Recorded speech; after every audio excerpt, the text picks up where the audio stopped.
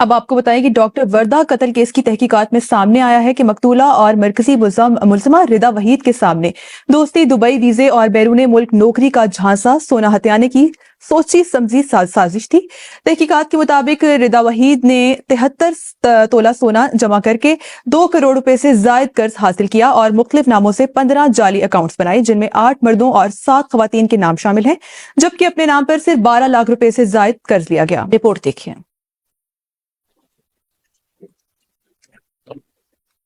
2022 میں ایک لیڈیز جم کے ذریعے مقتولہ اور ردا وحید کے درمیان دوستی کا آغاز ہوا۔ موبائل نمبر کا تبادلہ، گھر پر کھانے کی دعوت، گاڑی میں مقتولہ کو پک اینڈ ڈراپ۔ اکتوبر 2023 میں مقتولہ کے لیے دبئی ویزے کا انتظام اور بیرون ملک نوکری کا جھانسا، سب کچھ سوچے سمجھے منصوبے کا حصہ تھا۔ دسمبر 2023 میں مقتولہ کو بتایا گیا کہ ملک میں معاشی حالات خراب ہیں اور بینک دیوالیہ ہو سکتے ہیں، بیرون ملک روانگی سے قبل اپنا سونا بطور امانت ردا وحید کے پاس رکھوا دیا جائے۔ مقتولہ نے دبئی میں 3 ماہ قیام کے بعد پاکستان واپس آنے کا فیصلہ کیا اور واپسی پر اپنی امانت کی واپسی کا مطالبہ شروع کیا، جس پر مختلف تاریخیں دی جاتی رہیں۔ اسی دوران ردا وحید کے شوہر وحید کی جانب سے فون کال کے ذریعے بتایا گیا کہ سونا کسی بیپاری کے پاس رکھا گیا ہے اور 10 لاکھ روپے کا گارنٹی چیک اور دیگر ضمانتوں کے ذریعے معاملہ مؤخر کیا جاتا رہا۔ اس دوران مقتولہ نے مزید 20 لاکھ روپے بھی لیے گئے، تاہم اس کے باوجود سونا واپس نہیں کیا گیا۔ اس معاملے پر بھی تحقیقات جاری ہے کہ مقتولہ کے مسلم کمرشل بینک ایبٹ آباد برانچ کے لاکر سے متعلق معلومات ملزم تک کیسے پہنچی۔ لاکر سے متعلق معلومات کے افشا ہونے پر بینک کے اندرونی ریکارڈ اور عملے سے پوچھ گچھ کا امکان ہے۔ ذرائع کے مطابق مرکزی ملزمہ کی جانب سے مختلف ناموں سے بنائے گئے 15 جعلی اکاؤنٹ بھی منظر عام پر آ گئے۔ تحقیقات میں انکشاف ہوا کہ ملزمہ ردا نے مختلف اکاؤنٹ کے ذریعے 73 تولہ سونا جمع کروایا اور 2 کروڑ روپے سے زائد کا قرض حاصل کیا۔ جن افراد کے ناموں پر یہ زیورات جمع کروائے گئے ان میں 8 اکاؤنٹ مردوں جبکہ 7 اکاؤنٹ خواتین کے نام پر ہیں۔ مزید یہ بھی سامنے آیا کہ مرکزی ملزمہ ردا نے اپنے نام پر زیورات کے عوض صرف 12 لاکھ روپے سے زائد کا قرض حاصل کر رکھا ہے۔